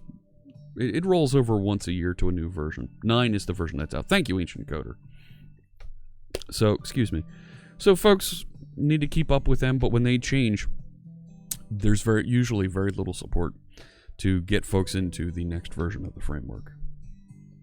So, .NET is getting annual releases as well. Yep. And something that the team has heard and the team is stressing is they want to make sure that compatibility in .NET Core versions, language versions, is something that folks have. So, Chandu, I appreciate your confidence that .NET Core will win the game. Can't agree with you more. I think it will. It's the fastest commercial framework and languages that are available out there. And you're going to see more really cool stuff built with .NET over the next few years. Really, really cool stuff. All right. The fact of the matter is, the guy who's the head of, the executive vice president in charge of Azure, was one of the first .NET program managers. You better believe he's got a vested interest in .NET being very successful. Oh, and his boss, the CEO, was the head of Azure before him. So they have a very vested interest in .NET being successful. They also want folks to be successful with PHP and Python and Node and those other technologies. Absolutely. But they want to make sure that .NET is successful as well. Will Azure update to the LTS versions as they're released in general, asks Gareth. They should be. They're supposed to be. Yes. Yes. All right, let's take a look at the command feature on this, because the challenge that we were running into with our form component. So there's a form component that comes with ASP.NET. Let me see, I think I can... I don't have it in this demo. There's a form component that allows you to build a form, and the form is intended to be able to point to some sort of an object, right? Maybe you point to a widget, maybe you point to your shopping cart, and it gives you a standard format for for a form around that thing. And the form component has the ability for you to change to a template that looks like edit mode for that, or change to another model that is insert mode, right? So you can add a new thing, or change into a delete view, so that you have these different ways that you can manage whatever that object is. And that's what form view is. But in order to trigger those different events, you need to pass a command back to the form view. So, friends, what I think I want to do is talk about and work through the event, the command event bubbling that happens. There is no .NET Core 9. I tell you. .NET Core 3.1 is the version that's currently out. And .NET Core 9 is .NET Core 9. Oh, look what you've done to me. What's that? It's .NET Core 3.1, okay, Jack? It's What's that? no, not .NET Core 9. .NET Core 3.1 is the LTS version. We've been at it for an hour 45 here, Smab. Good to see you. So we need to be able to bubble events from our command button. So let's take a look back at button raiser CS. So we have on command invoke async, and that will trigger the command on a button. So a button has, but not just the click, but the ability to say, hey, fire this command with this argument, and the command has this name. And that's what we do here on line 30, is we trigger this command when you click the button, if you've configured that. And on a form, we want to be able to capture if a certain command was fired and behave appropriately. But in order to do that, we need to what's called bubble up, right? We need to reach into the parent objects and pass along any concept of this command has been fired. So, is .NET 5 Preview 1? Yes, was just released. That is available. There was a blog post about it yesterday. There we go. .NET 5 Preview 1. And maybe as we get through a couple more of the .NET 5 series, as we get ASP.NET Core released for .NET 5, maybe we can talk to some more of the folks on the team and talk about and explore .NET 5. Yep, go back to there. So, how do we bubble up the command handler? How do we notify the other components that we might be contained within that, hey, this thing happened?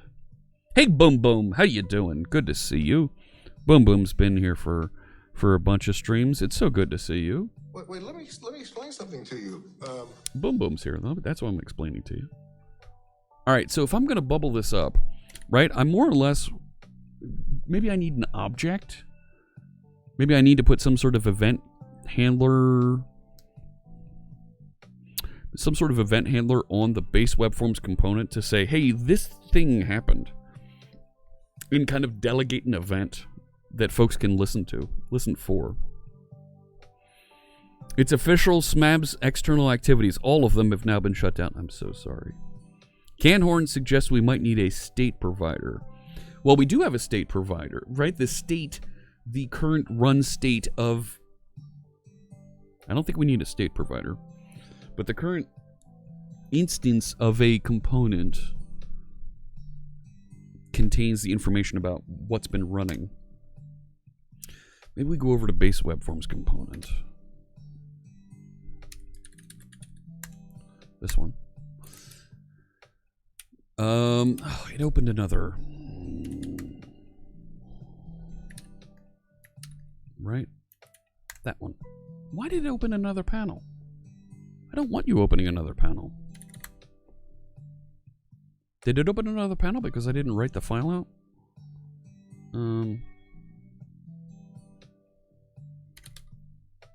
What if I...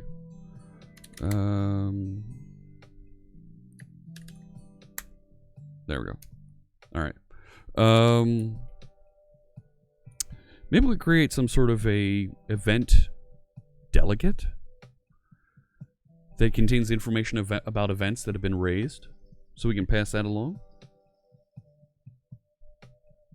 .NET 5 preview was released. How's it going, Curious Drive? Yes, it was. Yes, it was. I really don't like the caret M there.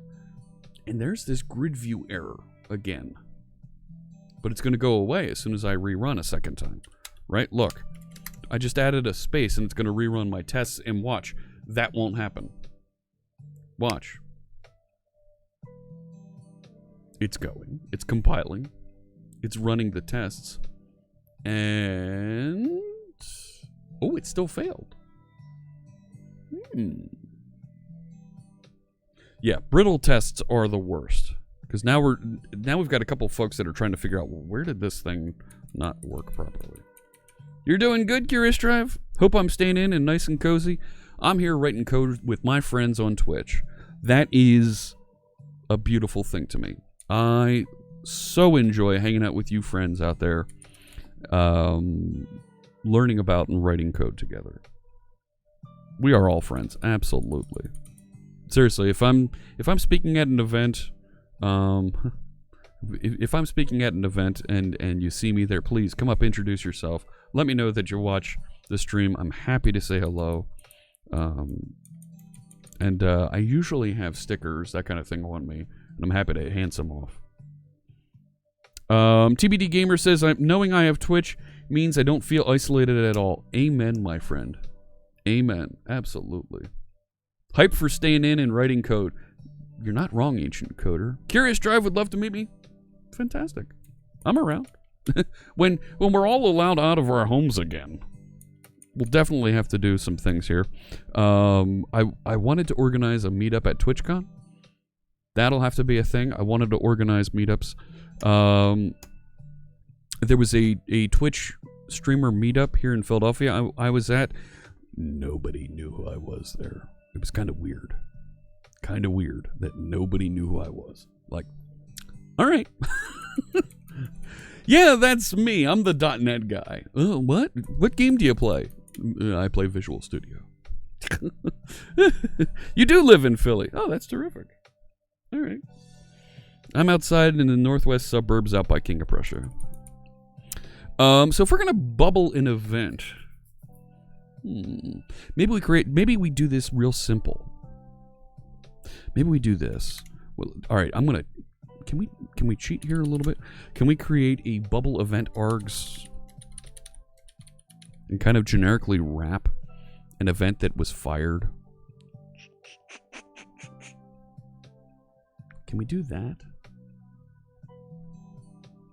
So that we can listen for an event, or maybe we just have an event args. And if it is the event args, yeah, I don't need to do this. I don't need to do this. Why would you do that, Jeff? We know what we're doing here. We know what we're doing here. Let's page down. Let's work somewhere down here because I want to create an event args that's just, hey, an event bubbled. It's not in disposable. That's a bad place to put it. Not in round. Maybe we put it somewhere down here. Sure. So if I'm going to create an event handler, so public event handler event args. Hey, thank you for the follow, Truff. Welcome in. Good to see you. Ancient Coder says, Live Coders Conf is something looking forward to. Amen. Oh my goodness. Friends, I didn't even mention it yet, and I haven't loaded it into the box over here, but you can see it if you scroll down here on Twitch. April 9th. April 9th is Live Coders Conf. Some of your favorite live coders that you've seen here on the team on Twitch, we're getting together. We've gotten together. We've planned a full day of conference sessions. Not live coding, but conference sessions. Because you're missing conferences. You don't get to go out and learn cool stuff. But we've got conference sessions that we're going to present. We're going to stream all together. We were talking about as many as 14 of them now. 14 sessions. It's a big day. But you're going to see all kinds of folks speaking throughout that day. We're going to lock and announce the content later today, but it's completely free. It's all right here live on Twitch. Folks from throughout the team are going to be supporting and working through this. We've already got folks saying, hey, I want to participate in Live Coders Conf 2. If this one goes well, and we've got some sponsors interested in helping out, we're going to run a code party at the end of the day with our friends Dee Dee and Sarah. So we're going to give away cool stuff. But we might do so. Let's see if we can get a lot of viewers turning out, a lot of folks turning up for Live Coders Conf. April 9th, there's a sign up button. Click below so you can get more information as it's announced. And it's going to be over on the Live Coders channel. We have a Live Coders channel that's available that we're going to start loading up and putting all kinds of team-specific things over there so that folks know and get more information about the entire team in one place right here. Who all are going to be streaming? I purposely will not be streaming. because I want to make sure that we lift up and we help out some of our other friends on the team, and kind of share a little bit of what's going on around the horn, different things that are going to be going on. We'll announce. We'll have all the information about that later today. All right. Postman, some folks are talking about. Some of them could have live coding it. They could. We're trying to focus on a little bit more and talk about some soft skills, talk about some Python, talk about some .NET, talk about some Azure. A little bit of everything so you can learn a little bit of all kinds of stuff. Yeah, big hype for the Live Coders Conf. Maybe we'll figure out, maybe I can get some cool Live Coders swag to give out during the day there. Let me wire this up. Let me see if I can just get this event handler in here for this bubbled event. Maybe we'll just call it that, bubbled event. Right, maybe that's a thing. And we're going to reach in and be able to trigger this. I don't want it to be something... Maybe this should be protected. Maybe it should be protected. So folks can't just trigger this from outside, right? You need to trigger this. So then we have a protected virtual. Right. I'm declaring my events wrong, aren't I? Why am I blanking on declaring events? It's not an event callback.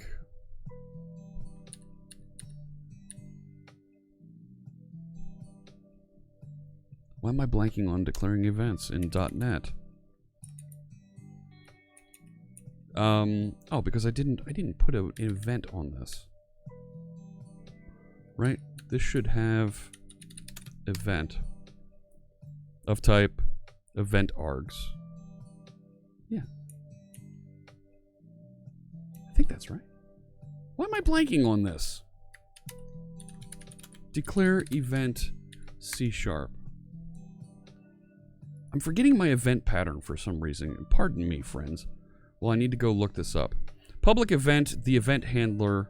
So I'm using the generic event handler, where you can specify, right? And I could just make it public event handler.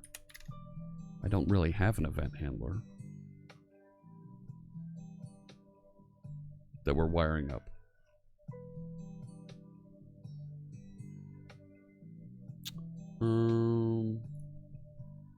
What? Yeah, I'm blanking on this. Why am I blanking on this? I can just say public event handler. Okay. So public protected virtual event handler, and then I could say on bubbled event, right? Object sender event args. So event args is a special class that allows you to pass information along about what actually happened. It makes the delegate or it gets the host again. Nice, grumpy game dev. Nice. 60% of the time, it works every time. Those other 40%, I have to go to the docs. So, what I would want to do is wire up bubbled event to always trigger on bubbled event, so that always happens. Let me just double check this. Fantastic. I don't really have on bubbled event do anything then. Right? I can get rid of this. Right? Just make that a thing, but I need to wire up on bubbled event to that. Can I just do plus equals on bubbled event? Oh wait, look at that, I tried to autocomplete. Ugh. That way now there's always something there. That's not gonna work, is it? That's not gonna work. Yeah. There's a way to initialize events, so there's always something there. And I'm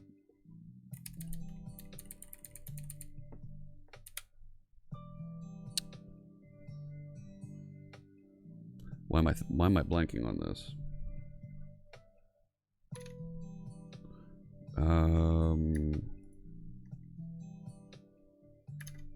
It's a very simple pattern. Thanks. Yeah. Right. Public event with the delegate name event. I'm using event handler. But there's a way to specify that this thing already exists. Ugh. Right, to ensure that there's always something there.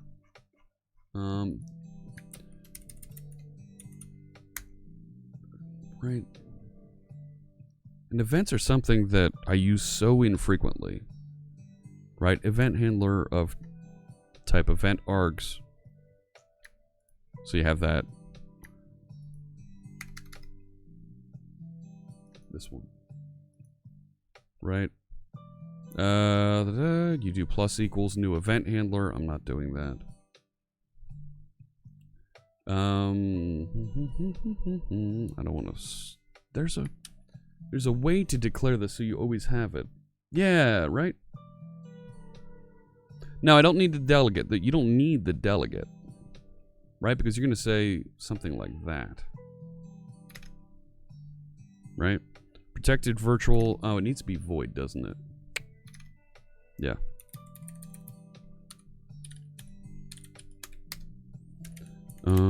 Because this is now the signature of the event handler. But there's a way to specify that it's always there. Right, so you always have that. Let's say, identifier expected on 269.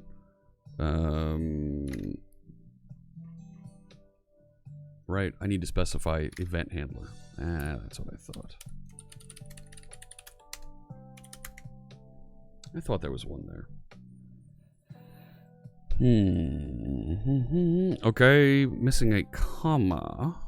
Missing a comma. Where?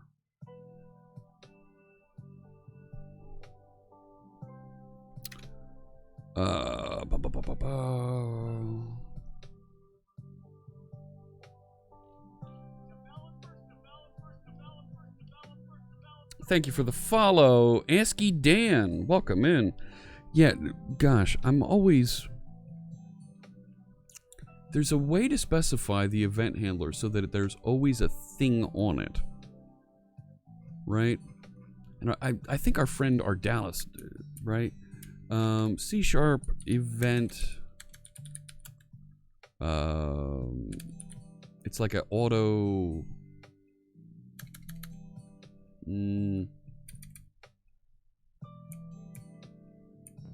Not an interface. There's a way to do this. Yeah, let's take a look over here. As opposed to UTF Dan. Ah, I see what you did there.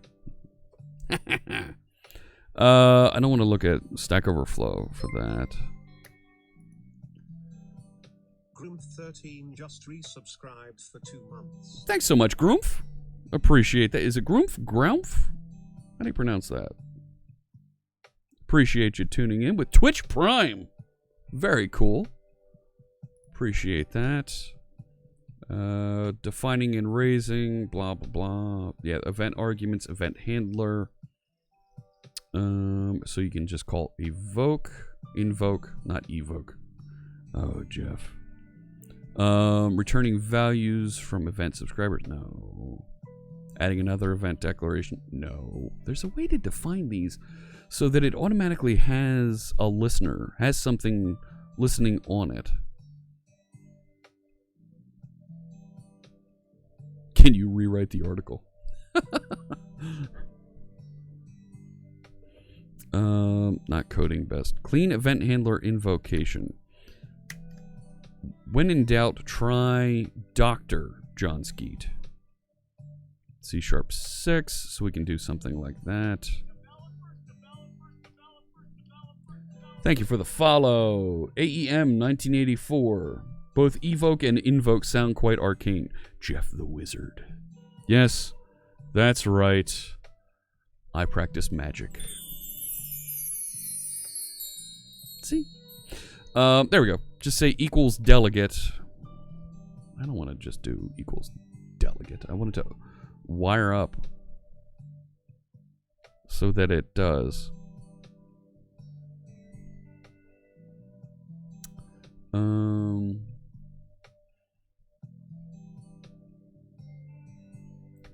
So that when the event is raised, it triggers that.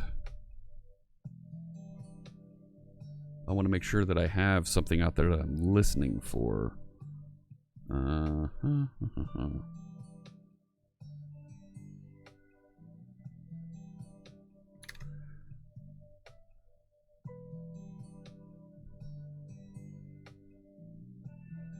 How to subscribe and unsubscribe from events.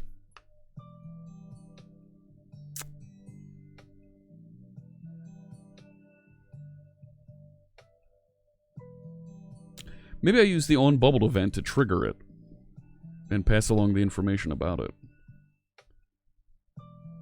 And just do that. Right? I'm a little bit over here. Right, so I would basically here say bubbled event invoke I'm not the sender and the args that triggered this, right? That should work. Actually, the plus equals, that should go away. Hang on. My bad.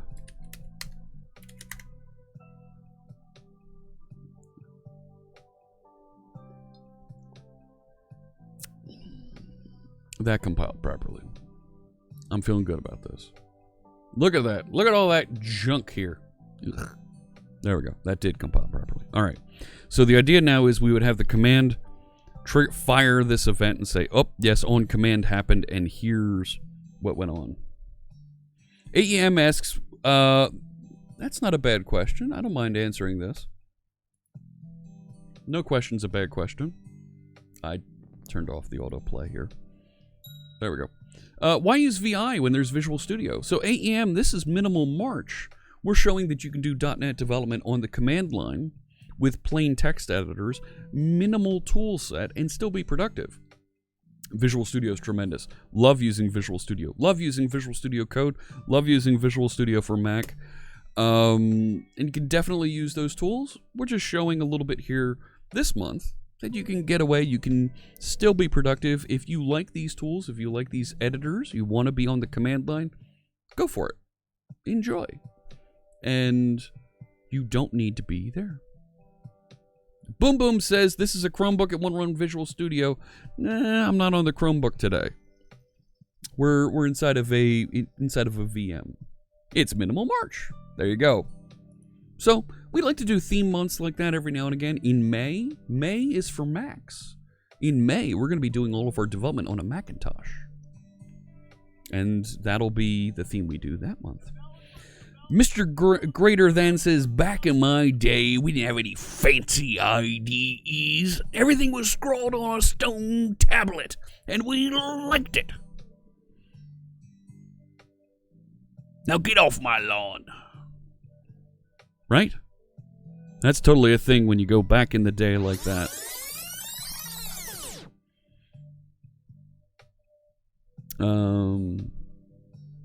Alright. Gamer58, welcome in. Thank you. Everything was on a paper with holes, with actual bugs eating through that paper, and we liked it. Oh, okay. So we're going to trigger onBubbled event. So when our command fires, we should reach into the parent and say onBubbled event. And when bubbled event happens, we should reach into the parent and say onBubbled event and continue doing that, I believe. So after we invoke and notify anything that's listening, hey, this bubbled event happened, we should reach out and go into the parent, if there is a parent, and call onBubbled event and pass in the sender and args. Well, that didn't work. Come here, you. Thank you. Back in my day, we used a magnetized needle and a steady hand to write data to disk. Doo-dee-doo-dee-doo. And we liked it. Old guys on Twitch. Thanks for tuning in. Good night, everybody. Oh, don't do that to me. And we were better for it, too. Let me tell you, today, with the tools that we have, your choice of operating systems and machines, we live in the future, and let me tell you, Everything is awesome. it is. It's great. All right?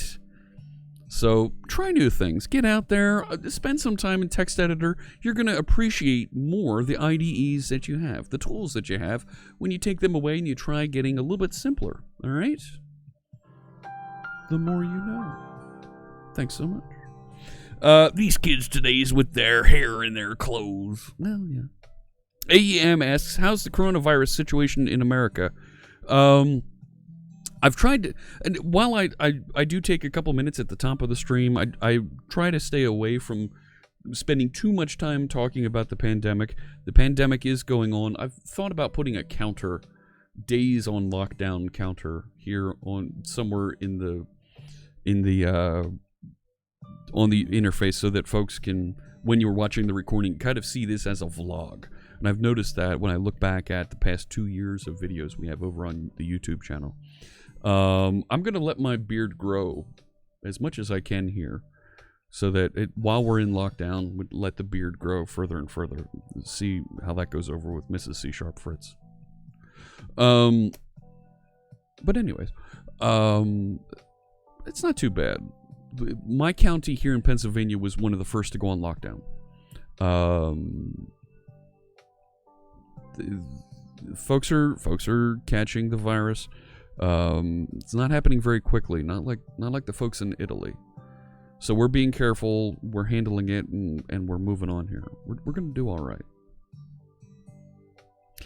IntelliSense makes you lazy. IntelliSense rots the brain. Get back to writing on punch cards, and we like it. Toilet paper raid. Try new Live Coders toilet paper. Brought to you by the fine people who stream about coding on Twitch. Get your Live Coders toilet paper today. Compilers make you a deviant. Oh, come on now. Don't go there.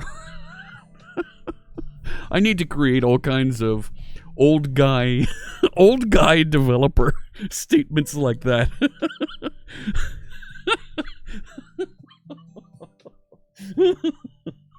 Oh, that would be hysterical.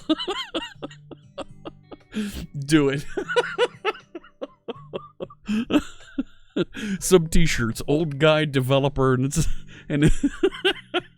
it's just some old guy. In my day, we didn't have IDEs. We just chiseled out our code on a rock, and we liked it. What reference won't I get, Gareth? Adam Hills and his Brexit beers. I don't. I've heard about this. Maybe.